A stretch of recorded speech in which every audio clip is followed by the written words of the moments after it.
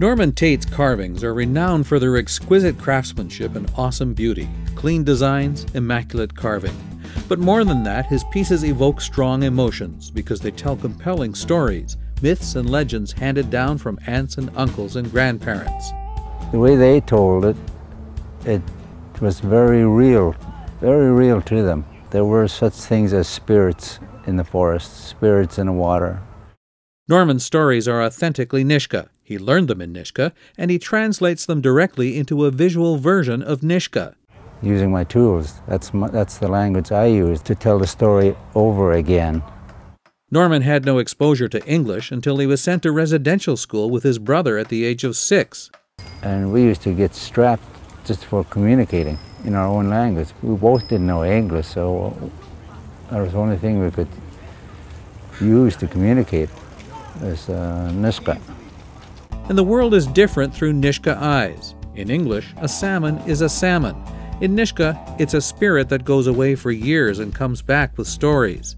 But in that last journey, they're not alive anymore. They're dead, but they don't know it. They just keep going. And that's the story of this incredible piece. And you'll see that little man on the inside holding the ribs. That's the spirit of the salmon.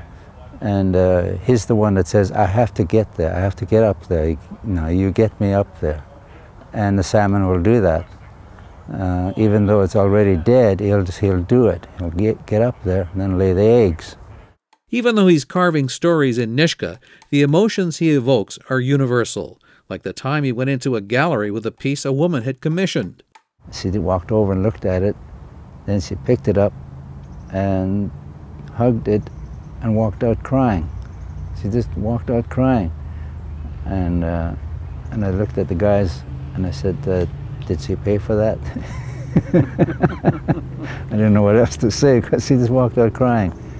As it turns out, in Nishka, there is no name for carver. The name given to a carver is Grief, someone always doing something.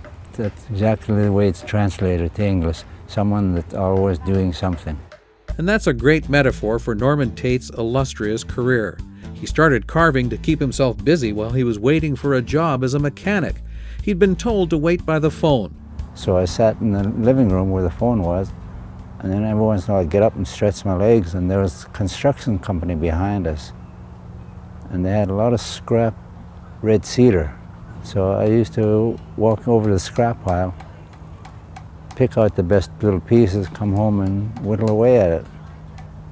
Even though he didn't know what he was doing, he was surprisingly good. A friend took him to a place where they bought everything he had and paid him by the inch. They were paying me $1 an inch when they first saw it, and they wanted as much as they could get, so I didn't mind. It was somebody giving me money, almost like for nothing.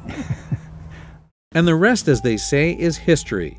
As for that mechanic's job, if I did get a job as a mechanic, I don't know if I would go back to carving. I don't know if I would have. But I didn't get a call anyway.